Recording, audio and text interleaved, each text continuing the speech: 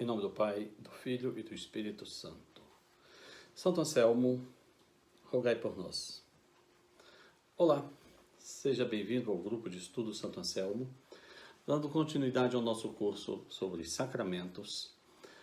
Continuaremos com os sacramentos de iniciação cristã e falaremos agora do sacramento da confirmação ou sacramento da crisma. Antes, porém, eu gostaria de pedir a você que fosse nosso parceiro nas redes sociais.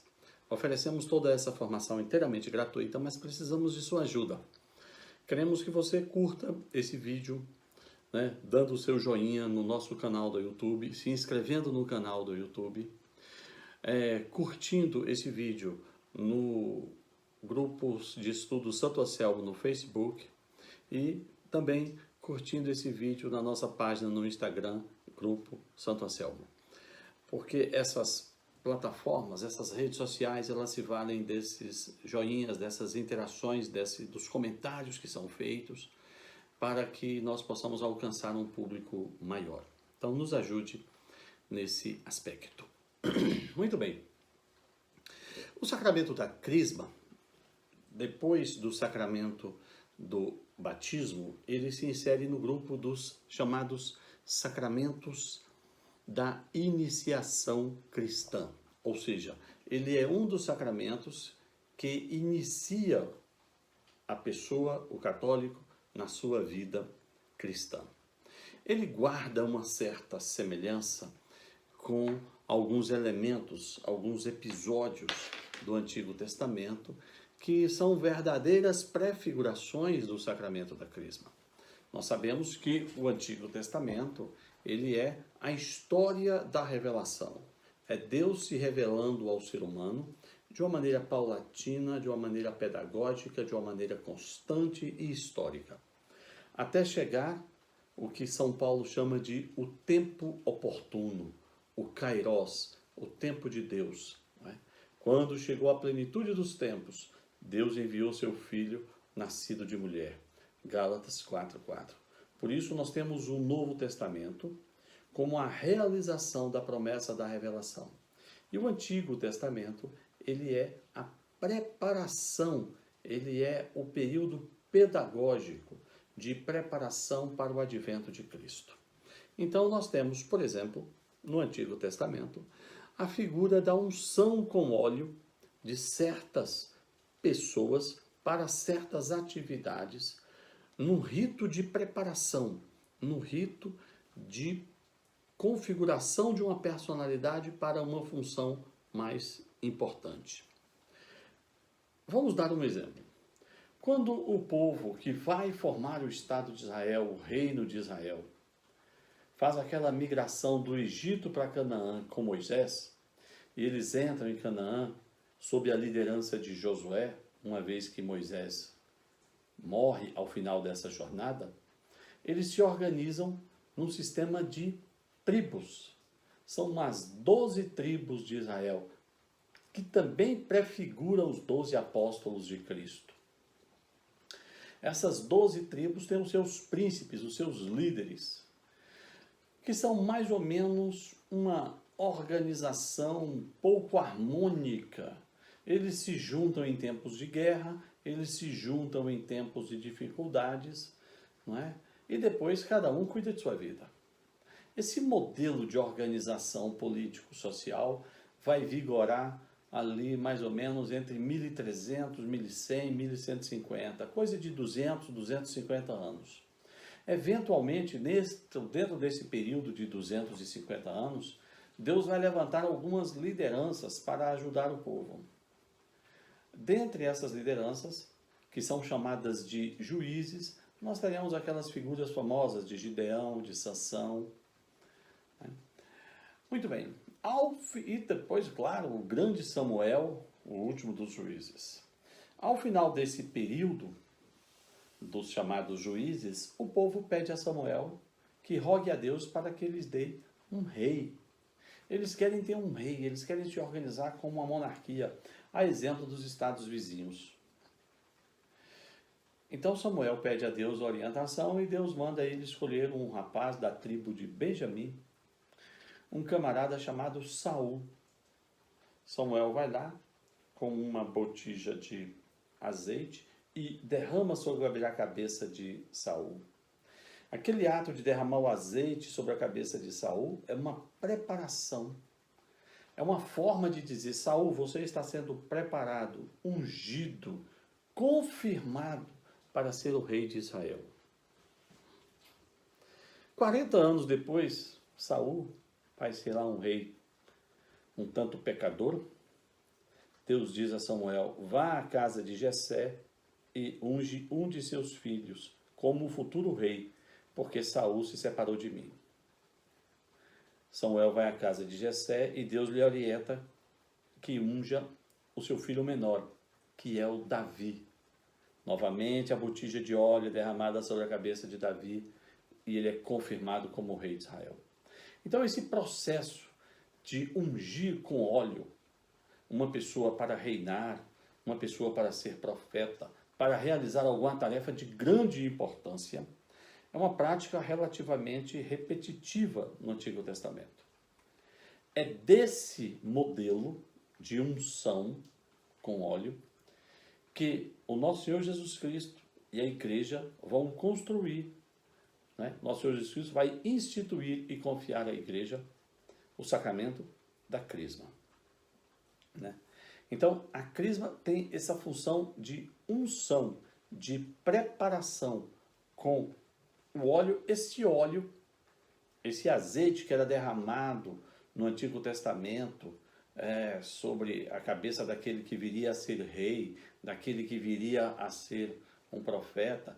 Esse óleo simbolizava uma escolha pessoal de Deus e uma porção maior da força de Deus sobre essa pessoa. Isso porque no Antigo Testamento não se falava da pessoa do Espírito Santo.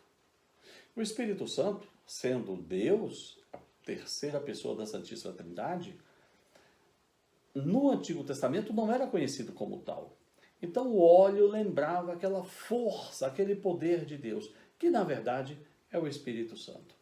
No Novo Testamento, o próprio Jesus, ali no Evangelho de São João, vai falar aos apóstolos sobre a vinda do Espírito Santo, a vinda desse poder de Deus, o próprio Deus na forma de poder que virá com a igreja, orientar a igreja e acompanhar a igreja. Então, o nosso Senhor vai instituir o sacramento do crisma, baseado, lastreado nesse histórico simbólico de Israel, na unção com óleo de pessoas para funções importantes. E por que razão o católico é crismado? Para qual função importante? Para uma aproximação maior do nosso Senhor Jesus Cristo. Para uma vivência mais densa, rica e frutífera de sua fé. E também para defender a igreja dos ataques e das injustiças que ela vier a sofrer dentro desse processo histórico. O crisma, o sacramento do crisma, não é, tal qual o batismo, essencial para a salvação. No entanto, o sacramento do crisma fortalece o cristão e lhe dá uma força, que é a força do Espírito Santo, sobre-humana, para que ele possa vencer as dificuldades da vida, para que ele possa caminhar mais perto de Deus e para que ele tenha condições de defender a igreja. Então, o sacramento do crisma, se não é essencial para a salvação, é essencial para fazer de você um cristão mais forte, um cristão mais capaz, um cristão mais preparado para a luta. Bom, no sacramento do crisma, nós temos um momento muito específico, porque ele tem uma relação muito curiosa com a maturidade da pessoa. Ele vem depois do batismo. O batismo se dá como o sacramento de iniciação cristã, podendo ser na infância, podendo ser na idade adulta.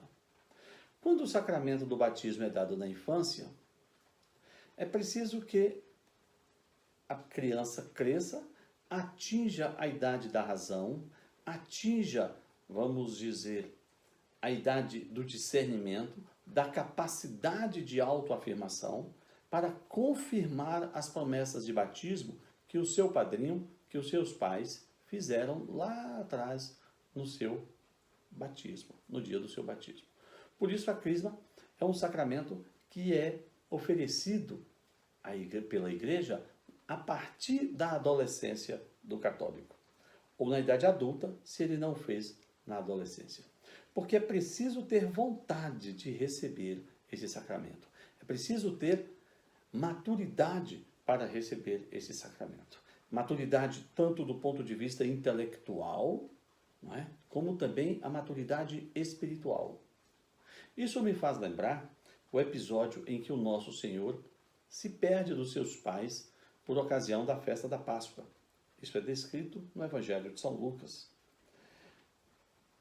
E ao final daquele episódio, quando Maria e José encontram Jesus, conversando com os doutores, etc. e tal, Lucas termina aquele capítulo dizendo: e ele crescia em estatura, sabedoria e graça diante de Deus e dos homens. Observe que São Lucas descreve o crescimento, o desenvolvimento de Nosso Senhor sob 3 aspectos. O desenvolvimento físico, quando ele diz crescia em estatura, ele diz que Jesus tinha naquela época 12 anos, portanto, já era um adolescente. Crescia em sabedoria, isto é, adquiria conhecimentos intelectuais, formação intelectual, e crescia em graça, isto é, adquiria maturidade espiritual, conhecimento das coisas divinas. E o sacramento do crisma tem a ver com essas 3 fases. É o momento em que o adolescente está crescendo, sob o aspecto da estatura, sob o aspecto físico. Ele já tem conhecimento intelectual suficiente para entender o mínimo da doutrina da Igreja Católica. Então ele é preparado numa catequese para o crisma. E ele já tem condições de compreender as coisas espirituais, as realidades transcendentes. Então, a partir daí, da adolescência, é que se recebe o sacramento da crisma. Pois bem,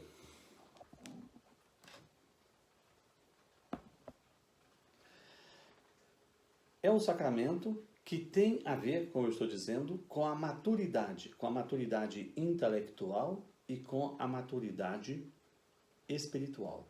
Porque ele vai preparar você para ele vai proporcionar a você uma vida de maior profundidade intelectual, de maior profundidade espiritual, exigindo de você maturidade, inclusive, para defender a igreja.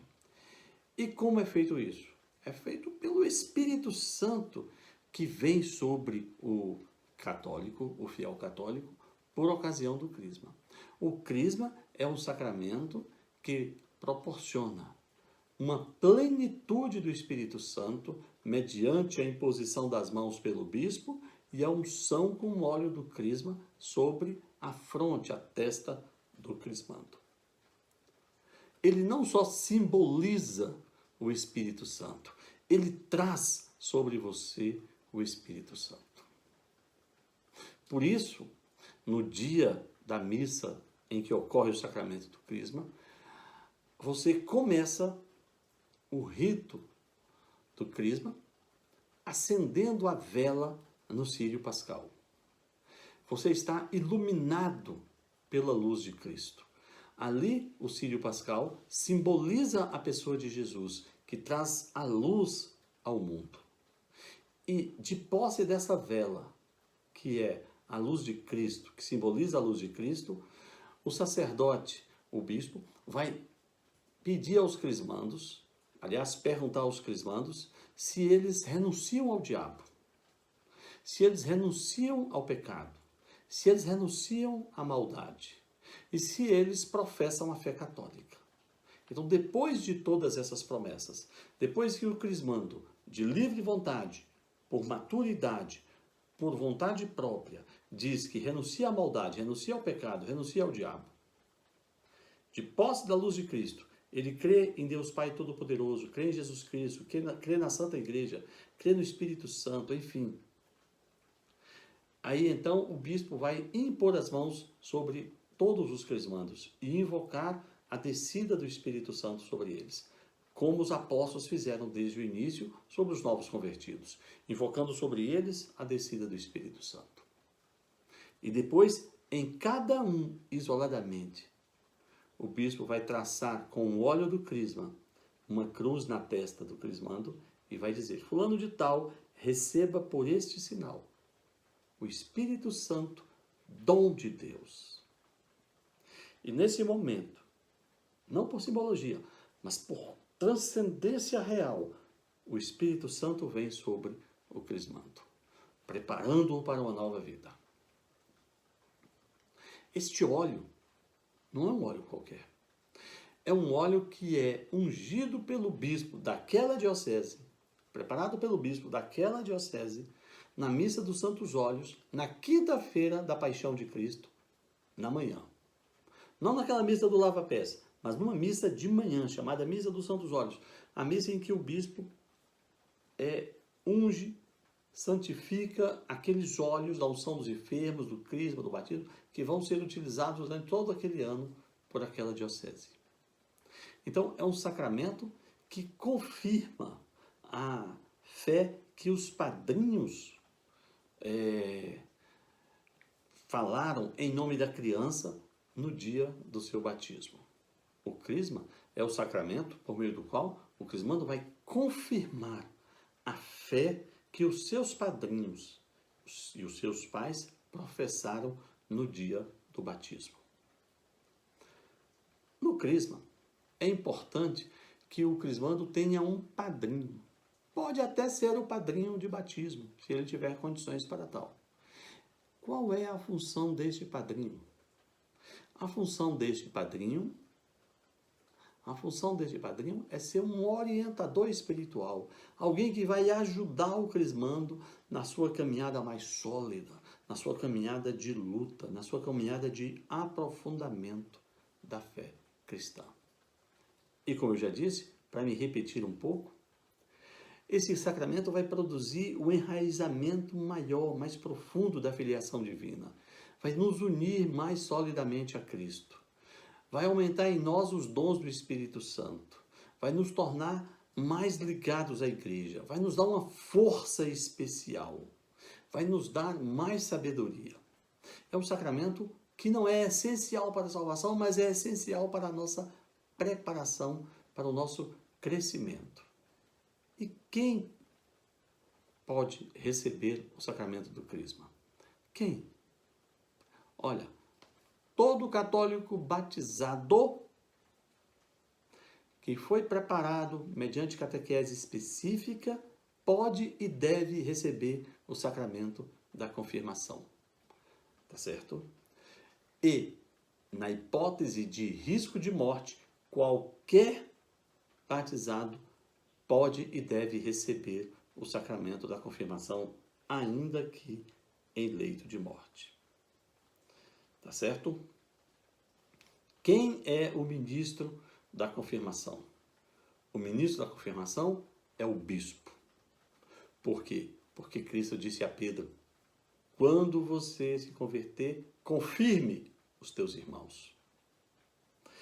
E os bispos são os sucessores dos apóstolos. Então, o bispo é o ministro ordinário do crisma. Quem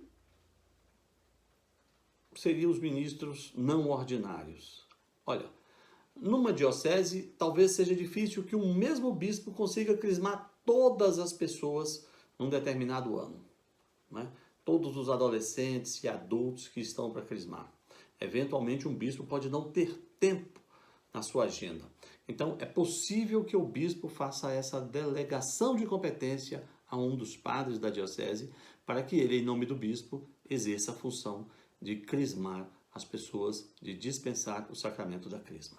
Então, o ministro ordinário é o bispo, podendo um padre, por delegação do bispo, né, realizar a dispensa do sacramento da crisma.